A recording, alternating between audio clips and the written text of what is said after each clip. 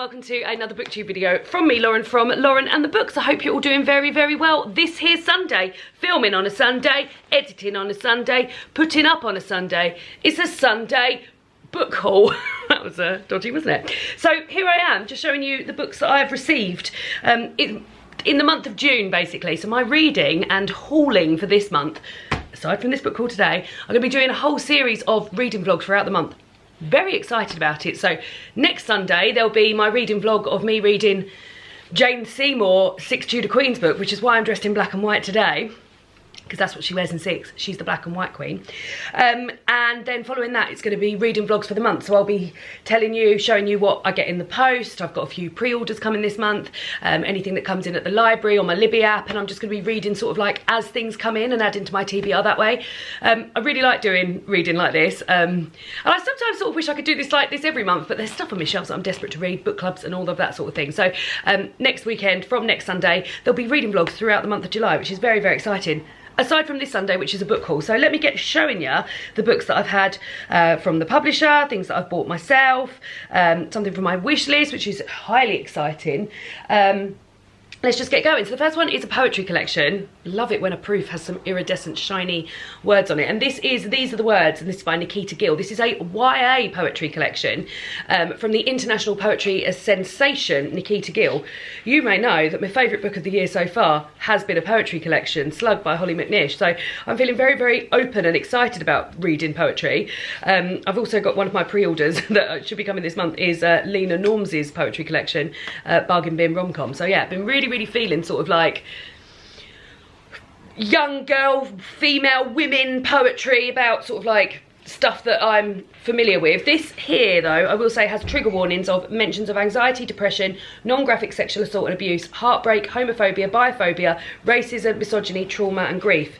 And it also came with a collection of those little poetry magnets where you can make little poems up. So I will be doing that. I'll read you the first poem just so we can have a feel for it, just so you can see how you feel about it. The first poem, before any of the even sort of, it's separated into different sections. I'll tell you the sections. Girlhood, womanhood and sisterhood, love, family, for when you are hurting, for when you hate your body, for when you need to heal, for friendship and found family. I love the term found family. So yeah, loads of exciting stuff to be reading in there. The first poem is called Before We Begin. I cannot tell you I have all the answers. There are still skeletons in my closet I haven't learned the names of yet, which is to say I'm here for you, but I'm a work in progress, just like you. Great start. So yeah, sounds amazing, doesn't it? Next up from the publisher, from Canongate. I think I've got 2 from Canongate. Let me have a look. Yeah, 2. First one being My Year of Meats by Ruth Ozeki. I read Ruth Ozeki's book, The Book of Form and Emptiness, as it was on the Women's Prize shortlist, ended up winning. I enjoyed that book. You'll know I wasn't mad on the whole long list this year. There was only a few that was only one that I loved and sort of a few that I enjoyed.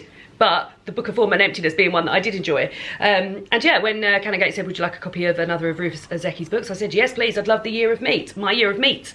This is about, I've also started reading before, and I need to go back to it, A Tale for the Time Being, because it seems to me is that a few of Ruth Ozeki's books have like a told through a woman in one area and a woman in another area of the world, and their sort of similar experiences in both places that they live in, and this sounds as though it's similar. So in a single eye-opening year, 2 women, worlds apart, experience parallel awakenings. In New York, Jane Takegi Little lands a job producing a Japanese television show sponsored by an American meat exporting business, exposing some unsavory truths about the meat industry and herself.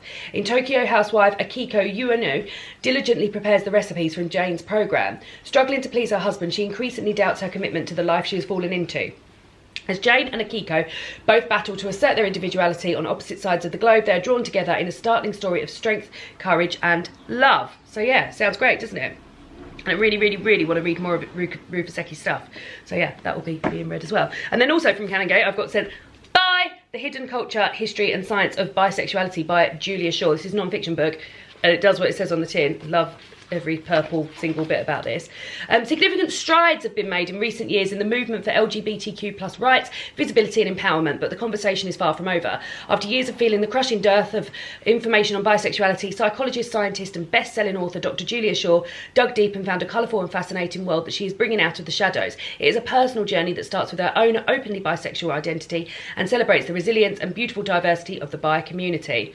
So yeah, that sounds like it's going to be super, super interesting. So that also. Then I've been sent the finished copy. I've been sent the proof copy earlier this year of I Want to Die But I Want to Eat Tteobokki by Bayek Sihi, and this is translated by Anton Her. This is sort of transcripts between the main character and her psychiatrist, and her sort of like breakdown. Bayek Sihi is a successful young social media director at a publishing house when she begins to seeing a psychiatrist about her, what to call it, ? Depression. She feels persistently anxious, endlessly self-doubting, but also highly judgmental of others. She hides her feelings well at work and with friends, adept at performing the ease and her lifestyle demands. The effort is exhausting, overwhelming and keeps her from forming proper relationships. This can't be normal. But if she's so hopeless, why can she always summon a desire for her favourite street food, the hot spicy rice cake, tteobokki? Is this just what life is like? Recording her dialogues with her psychiatrist over a 12-week period, Bayek begins to disentangle the feedback loops, knee-jerk reactions and harmful behaviours that keep her locked in a cycle of self-abuse. Part memoir, part self-help book, which is interesting, isn't it? I Want to Die But I Want to Eat Tteobokki is a book to keep close and reach out for in times of darkness. So yeah, it looks as though it's going to be a really quick read, because I said a lot of it's in transcripts, which is something that I seem to read very quickly. And yeah, interesting. And then I've also been sent Blue Hour by Sarah Schmidt. Sarah Schmidt is the author of See What I Have Done. This is out on the 7th of July. And I've got published by Tinder Press. So here we go. As the rest of the world lies sleeping, Eleanor straps her infant daughter Amy into the back of her car. This is the moment she knew must come, when they will walk out on her husband Leon and a marriage in ruins since his return from Vietnam. Together she and Amy will journey to Blue Mountain, a place of enchantment and refuge that lit up Eleanor's childhood. As the car eats up the miles, so Eleanor's mind dives back into her fractured relationship with her mother Kitty. Kitty, who asked for so much from life, from love, from family. Kitty, who battled so hard to prise her husband George out of the grip of war. Kitty, whose disapproving voice rings so loud in Eleanor's head. Tense, visceral and glittering is a masterful return to fiction from the author of the acclaimed See What I've Done. Yeah, does sound very tense, doesn't it? As I said, that's out on the 2nd of July, which is yesterday. This is out already. Go out and get it, guys. And then I've got one that was sent to me by the author, which is always very exciting. So this is All About Evie by Mattson Taylor. You might remember that last year I hauled and spoke about The Miseducation of Evie Epworth by Mattson Taylor. That was a book that we read for Patreon Book Club last year. It ended up being our favourite book of the year.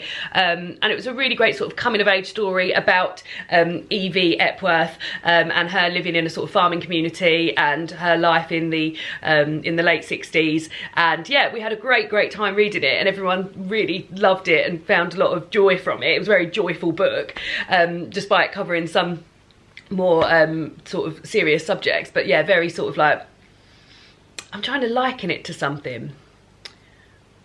Love Nina, a bit like Love Nina and things like that. But yeah, so very much enjoyed it. It came top of our Patreon book club league table last year, and a few people met Mattson, the author, at a few book festivals, and loads of them said to him, like he messaged me and said, I've had about 6 people say to me this year that they read All About Evie because they read it for your book club or because they heard about it on your channel, which is really, really lovely for like that to be passed on to the author.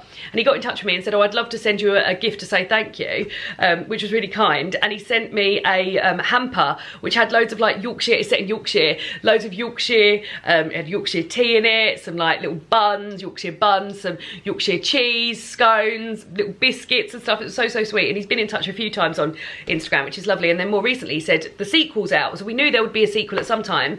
This isn't due out until, again, July. It might be out now. I think it said the 2nd of July, did it? Well, it's out in July. It's out in July, and this is set in 1972, so a little bit later down the road. And Evie is now settled in London and working for the BBC. She has everything she ever dreamed of: a career, a leatherette briefcase, an Aussie Clark poncho. But following an unfortunate event involving a Hornsey pottery mug and Princess Anne, she finds herself having to rethink her future. What can she do? Is she too old to do it? And will it involve cork-soled sandals?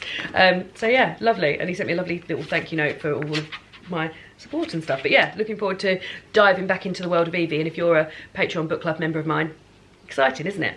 And then I've got one that was sent to me from my wish list. This is always, I always feel so happy when people send me things from my wish list.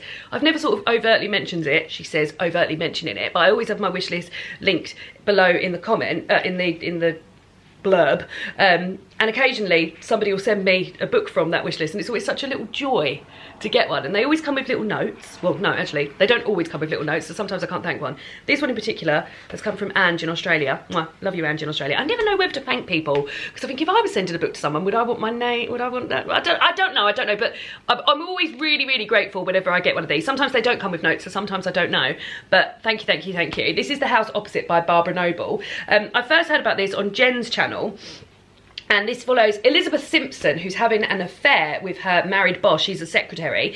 Her father is an air raid warden, and her terrified mother takes her courage from concealed bottles of rum. Owen Cathcart, their neurotic teenage neighbour, slips out during night raids to watch the fireworks and collect souvenirs of shrapnel. And Bob Craven, a soldier Elizabeth uses as cover for her illicit romance, plans taxi rides to see the most dramatic bomb damage. In this riveting drama of life during the Blitz, the extraordinary immediacy and vivid, intimate detail stem directly from first-hand experiences of Barbara Noble, the author, who lived and worked in London throughout the war. The result is a unique social document and an unforgettable reading experience. Our edition includes new introductions by Connie Willis. So yeah, it reminded me, when I heard Jen talking about it, it reminded me a little bit of Night Watch by Sarah Waters. It also reminded me a little bit of Call the Midwife. I think maybe being like London and Community and things like that. So yeah, I think I'm going to really enjoy this.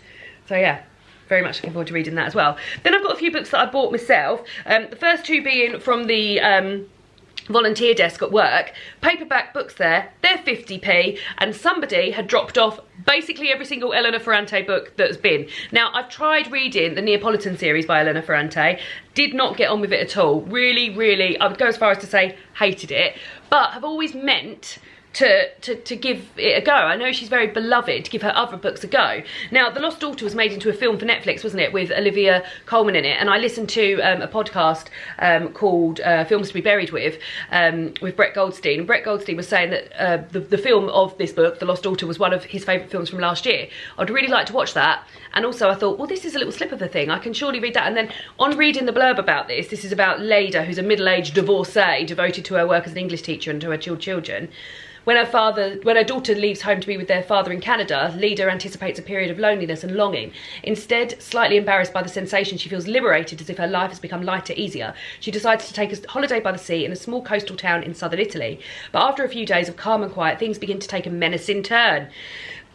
Leda encounters a family whose brash presence proves unsettling, at times even threatening. When a small, seemingly meaningless event occurs, Leda is overwhelmed by memories of the difficult and unconventional choices she made as a mother and their consequences for herself and her family. The apparent serene tale of a woman's pleasant rediscovery of herself soon becomes the story of a ferocious confrontation with an unsettled past. And I thought, well, bloody hell, that sounds really tense. I want to watch the film of it. I think I will read this also. And then, as I said, because there was literally every single Elena Ferrante book ever, they also had the Days of Abandonment, and this is a little slip of the thing too. This has also got like little notes and stuff in it, which always excites me. In the first person, like a narrator, as in me, I am sitting in the bitter bistro. I was sitting in the deli, little bistro. Which is exciting, isn't it? Oh, actually, that might be the only 2 pages. That's weird. So like the whole book hasn't got notes in it, but that page has. I don't actually know what this is about. After her husband leaves her for a younger woman, Olga's Days of Abandonment, a desperate, dangerous descent into despair and rage. Literally trapped in the 4 walls of her apartment in the middle of a summer heatwave, she is forced to confront her ghost, the potential loss of her own identity, and the possibility that life may never return to normal again. So, second go on Elena Ferrante. Let's see how I get on with it. And then the last 2 are books that I bought. I won't go into much detail about them. They're books that I bought for my Independent Bookshop Week Cozy Reading Night TBR. They didn't make it to the vlog, so I've mentioned the other ones because I didn't end up reading these, but I will read these at some point. So I haven't mentioned the other ones here because they, well, I should do really, shouldn't I? I don't know if I can be bothered to get up and get them. I'll just tell you what they were. They were Spark. They were My Mess is a Bit of a Life. They were a cookery book called Meat-Free Mexican. David had a book called Summer Brother, a book called Appetite, and a book called, what's the last one called, David? When? Pardon? Oh, When You Call Me. When You Call My Name? Yeah. Yeah. And yeah, I will link the vlog down below, the TBR and the vlog down below, because that's where we went to bought them. But also, I also bought Black Tudors by Miranda Kaufman. You'll know that I'm reading my way through the 6 Tudor Queens books this year. Yeah, I thought this would be interesting to read because there's not much sort of representation in those books of black people. And I'm sure black people existed during Tudor times, so looking forward to reading that, non-fiction. And then A Million Aunties by Alicia Mackenzie. And this has got, I think it was the cover and the fact that it's got a quote from Bernardine Evaristo on the front. So it says, seeking solitude after a personal tragedy upends his world, artist Chris travels to his mother's homeland, Jamaica, in a bid to find peace. He expects to find his time painting alone, coming to terms with his loss and the fractured relationships with his father. Instead, he discovers a new extended and complicated family with their own startling stories. Can they help him to become whole again? Told from many different points of view, which I love, A Million Aunties is a compelling and deeply relatable novel about friendship, community, chosen family, that phrase again, and healing after trauma. So there we go. Those are the books that I got my mitts on in June and I guess the beginning of July. Let me know what books you have got recently. Let me know if you've read any of these. Hope you're looking forward to all the reading vlogs for this month, and I'll see you all again soon for another BookTube video.